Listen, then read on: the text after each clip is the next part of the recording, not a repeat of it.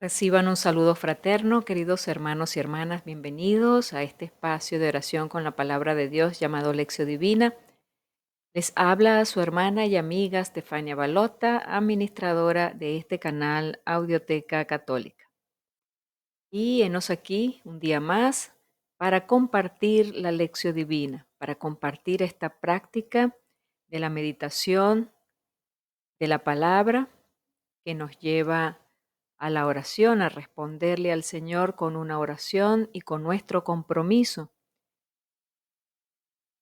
Veamos qué nos plantea la palabra hoy, a qué nos invita el Señor.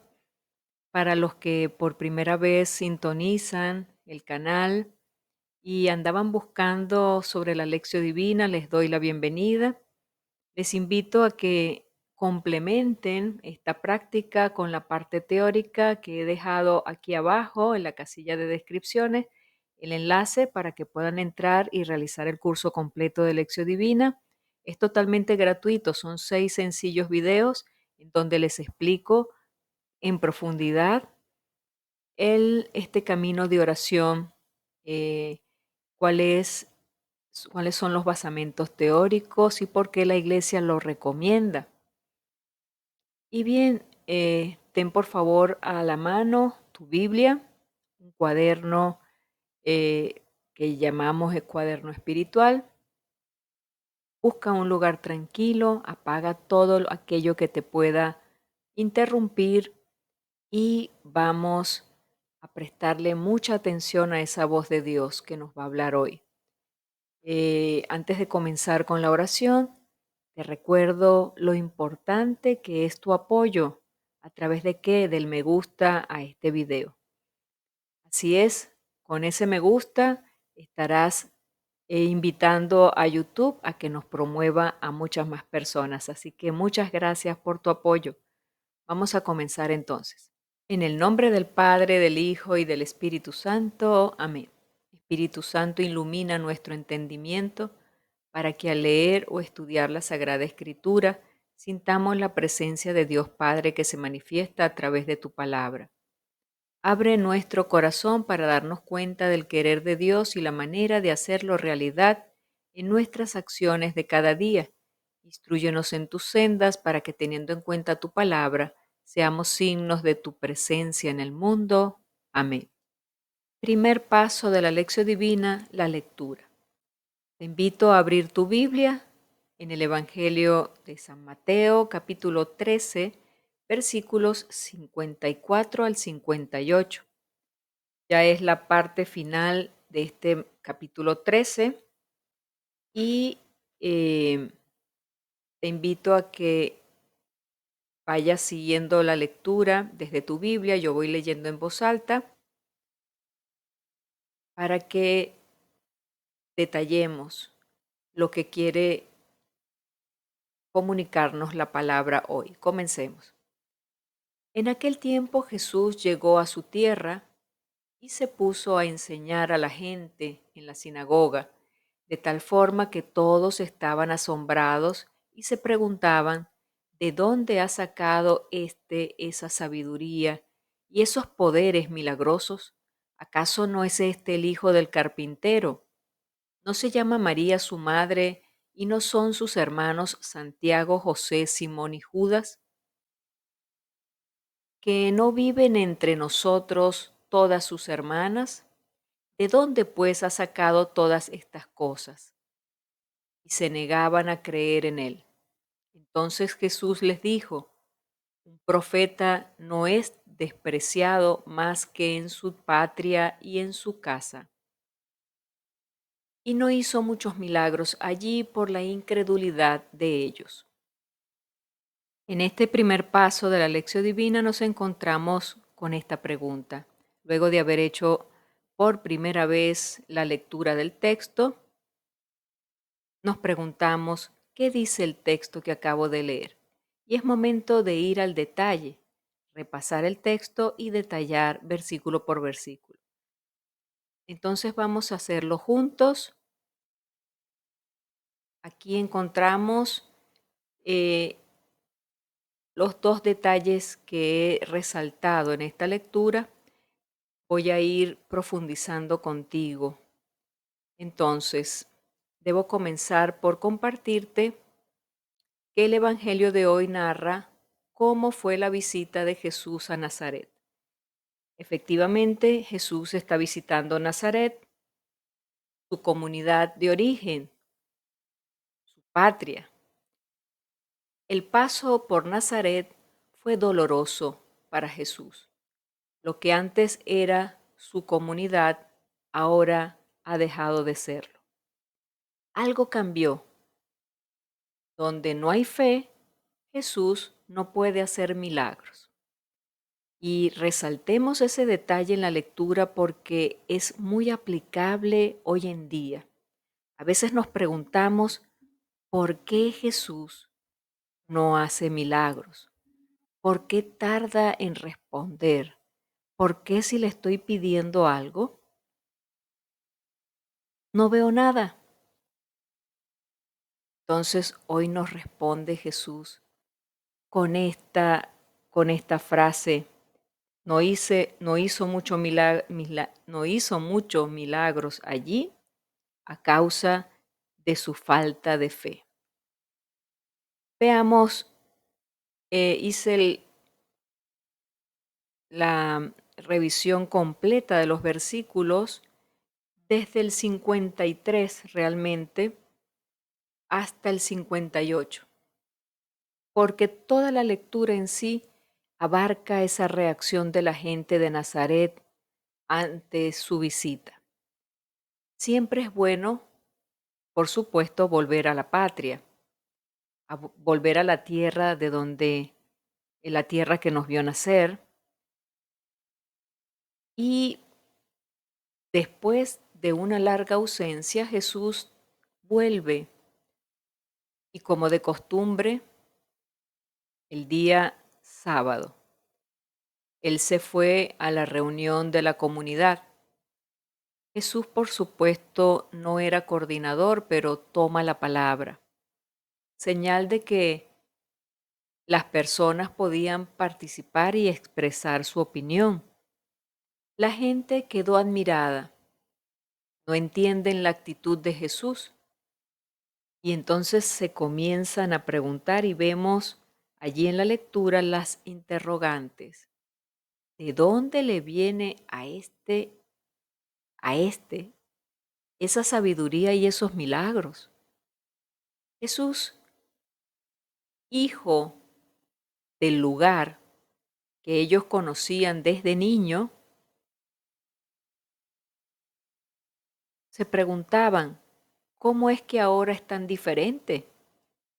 La gente de Nazaret queda escandalizada y por supuesto no lo acepta. Sigue preguntándose, ¿no es este el hijo del carpintero? Y es que la gente no acepta el misterio de Dios presente en un hombre común, como le conocían a Jesús. Fíjense, suena hasta como una frase despectiva. ¿No es este el hijo del carpintero? Para poder hablar de Dios, queridos hermanos y hermanas, tenía que ser diferente. Como se ve, no le fue bien, porque para poder hablar de Dios debía ser o tener la autoridad que tenían los doctores de la ley. Las personas que hubieran tenido que ser las primeras en aceptar la buena noticia son las que se obstinan a no aceptarla.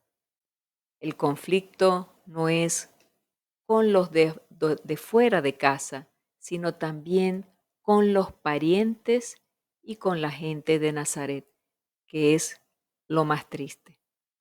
¿Saben lo que es llegar a casa y sentirse rechazado? ¿Cómo se tuvo que haber sentido Jesús? Ellos no le aceptan porque no consiguen entender el misterio que envuelve la persona de Jesús. Luego continúan preguntándose y revisamos allí el versículo siguiente. Ya estamos en el 55. ¿No se llama su madre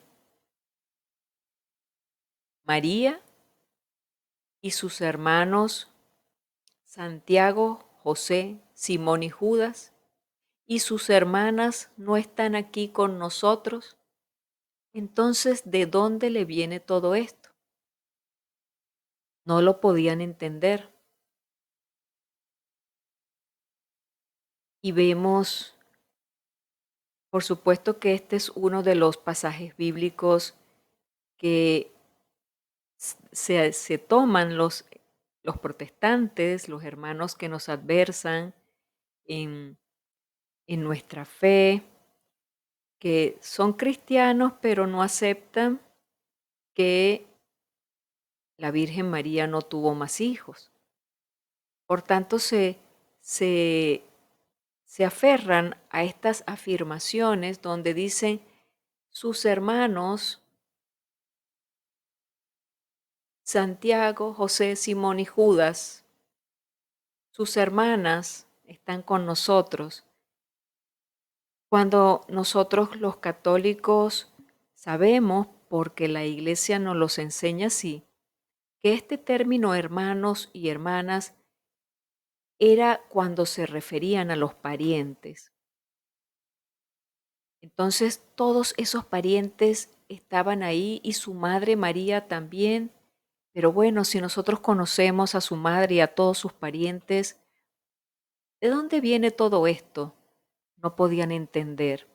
Y la reacción de Jesús la vemos en el versículo 57 y 58.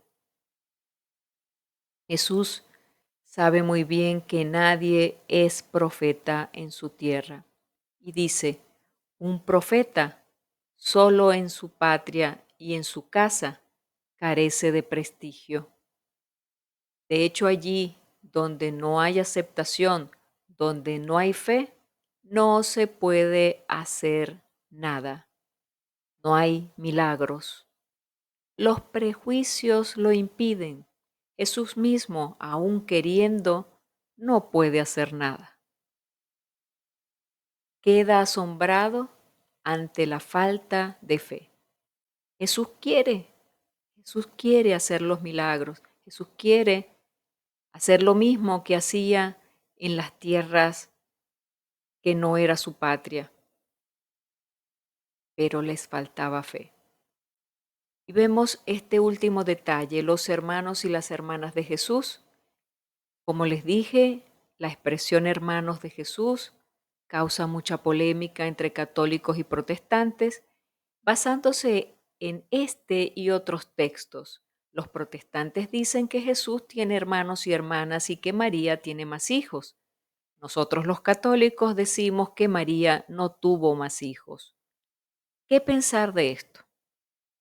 ¿Qué piensas tú de esto? Escríbelo en los comentarios. Yo te voy a compartir lo siguiente.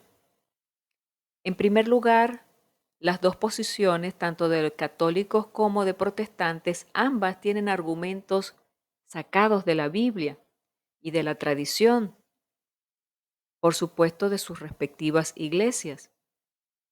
Por ello, no conviene discutir esta cuestión solamente con argumentos de la cabeza. Se trata de convicciones profundas que tienen que ver con la fe y con los sentimientos de ambas partes. El argumento solo de aquí de la mente no consigue deshacer una convicción del corazón. Nos irrita y nos aleja de la verdad. Aun cuando no estoy de acuerdo con la opinión del otro, tengo que respetarla. Oído. Nunca enfrentarse, nunca reñir, discutir sobre cuestiones que nos dividen, porque de las discusiones se logra división, se logra molestia, se logra enojo. Y Jesús no quiere eso. Jesús busca que seamos una sola iglesia. Y para lograrlo no debemos eh, fundamentarlo en discusiones. Tú tienes la razón, yo tengo la razón. Debemos unirnos para luchar en la defensa más bien de la vida creada por Dios, vida tan desfigurada por la pobreza, por la injusticia, por la falta de fe, que estemos discutiendo por por esos detalles tan insignificantes, que si tenía, que si no tenía.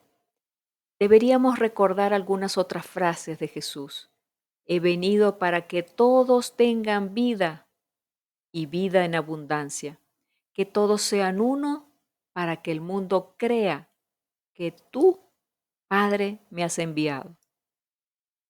Entonces, ¿cómo vamos a ser uno si nos aferramos a discusiones que nos dividen? No se lo impidan. Quien no está contra nosotros está a favor. Entonces, reflexionemos un poco esta parte para no caer en esa tentación de entrar en discusiones que nos dividen de nuestros hermanos, aun cuando nos provoquen. ¿Ok? Adelante. Segundo paso de la lección divina, llegamos a la meditación. ¿Qué me dice el texto que acabo de releer y de subrayar estos detalles? Te recomiendo que los detalles que hemos encontrado en el texto lo pases a tu cuaderno espiritual, los subrayes en la Biblia y así puedas ir profundizando en tu meditación. Entonces, te voy a compartir los siguientes aspectos. Estos 3 aspectos para que profundicemos en la meditación. Vamos a ver cada uno de ellos. El primero, cuando a Jesús le dicen, ¿acaso no es este el hijo del carpintero? Todos los paisanos de Jesús creen que lo conocen perfectamente. Saben su origen, el nombre de sus padres, su oficio, conocen sus parientes, en fin, conocen toda su vida porque creció allí, creció con ellos, pero quizá jamás se sentaron a hablar con él y a preguntarle qué había dentro de su corazón, qué experiencias estaban pasando por la vida de Jesús, porque toda la vida de Jesús, además de crecer en, en su humanidad, tenía unas experiencias espirituales con el Padre que solamente llegó a conocer su gente más cercana, en este caso la Virgen María, que lo acompañó muy de cerca. El típico error de juzgar por apariencias fue el error en que cayó la gente de Nazaret. Preguntémonos tú y yo, ¿creo yo conocer a la gente por cómo los veo actuar? Si veo algo que no me cuadra, ¿acaso me acerco a preguntar y aclarar el asunto para poder conocer más de cerca a esa persona? ¿O me voy de buenas a primera y siembro el chisme por lo que me parece ver en esa persona? Segundo aspecto, se niegan a creer en él. Y aquí tocamos el punto de la fe. Un profeta no es despreciado más que en su patria y en su casa. Ellos sabían que Jesús había hecho muchos milagros en otros pueblos, estaba devolviendo la esperanza al pueblo humilde de Israel. Estos, sus más cercanos, sus parientes, los que más se deberían de enorgullecer por el éxito de su paisano, son los que se corroen por la envidia y los celos. ¿No pasa eso en las mejores familias? ¿No pasa eso en las mejores comunidades, en las comarcas donde más nos conocen? Cuando escuchan de nosotros que nos va bien en algo, que tenemos éxito, que ha dado resultado, que hablan de nosotros por el bien que hacemos, ¿no empieza acaso un rebullicio? Allí está lo que le sucedió a Jesús. En cambio de enorgullecerse por su éxito, son los que se corroían por la envidia y los celos. Aunque la evidencia de los milagros gritara, ellos se negaban a creer. Aquí está la falta de fe. Entonces, preguntémonos, ¿acepto yo que mi hermano brille más que yo? ¿Me alegra acaso los éxitos de mi hermano o me causan envidia? Tercer aspecto, no hizo muchos milagros allí por la incredulidad de ellos. Y aquí sí vamos a profundizar un poco sobre la fe. La puerta, hermanos, que abre el cielo, de donde llueven los milagros de Dios, es indiscutiblemente la fe. Y eso está comprobado por la misma palabra, porque nos los dice Jesús. Si no hay fe, no puedo hacer milagros aunque quiera hacerlos. Entonces Jesús podría responder con la misma moneda. No me creen, pues no les doy. Eso no lo dice el Evangelio. Dice, no hizo ningún milagro, sino no muchos. No es que no hizo ninguno, no hizo muchos milagros. Porque depende el tamaño de la fe, suceden muchos, pocos o ninguno.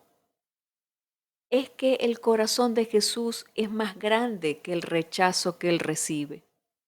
A pesar de algún rechazo, él logra hacer pequeños milagros. Entonces preguntémonos, ¿soy capaz de no guardar rencor? ¿Tengo un corazón capaz de seguir dando incluso sin recibir? Quizá a los demás les falte lo que a mí me sobra. ¿Cómo está mi fe? ¿Es capaz mi corazón de, de creer aunque no vea?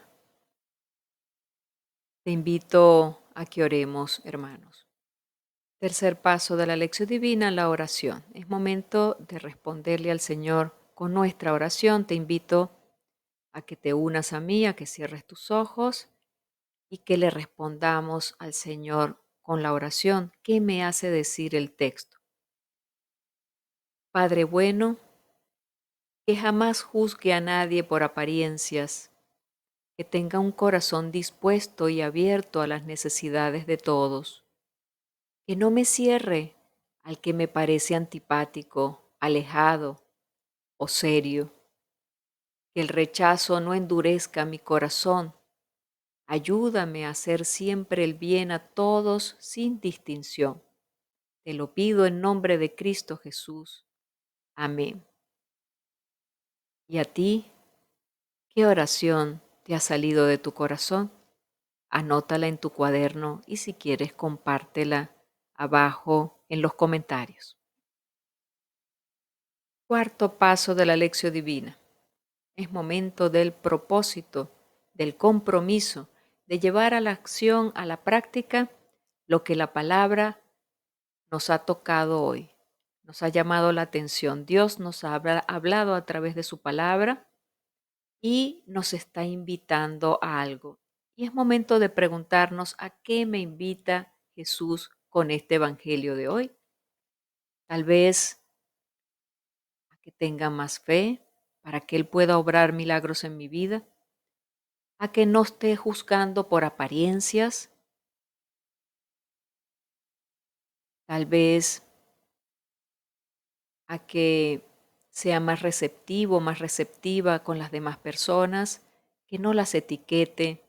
En fin, tantas cosas pudo haberme dicho el Señor. Solo te las coloco allí como ejemplo. Tú sacarás tus propias conclusiones, tus propios propósitos y lo escribirás en tu cuaderno espiritual. Pídele al Señor la gracia para obrar ese cambio en tu vida que te está pidiendo Dios, para que así esta palabra te ayude a tu crecimiento espiritual. Comparte en la casilla de comentarios lo que el Señor te está pidiendo hoy. Ánimo. Bien, y hemos llegado al final de esta práctica por el día de hoy. Gracias por haberte quedado conmigo hasta este momento. Comparte este video en tus redes sociales. Aprovecha tus redes sociales para compartir cosas buenas. Hay personas del otro lado que tal vez no sepas que están necesitando escuchar de la palabra. Entonces, que seas tú el instrumento que los acerque a la palabra de Dios. Suscríbete al canal y activa la campanita de notificaciones si no lo has hecho. Esto es importantísimo para que puedas recibir los avisos cada vez que subamos material. Estoy próxima a subir materiales muy interesantes, entonces pendiente. Y recuerda apoyarnos con el me gusta. Es eh, el regalo más grande que nos puedes dar para que así la plataforma YouTube nos dé a conocer a muchas más personas y así nuestro trabajo de evangelización pueda ir creciendo día a día. Te digo hasta mañana, si así Dios lo permite. Y nos encomendamos a la Virgen María, bajo tu amparo nos acogemos, Santa Madre de Dios, cuida de todos nosotros y cuida de todos los venezolanos. Estamos pasando por unos momentos muy, muy difíciles. Dios les bendiga a todos.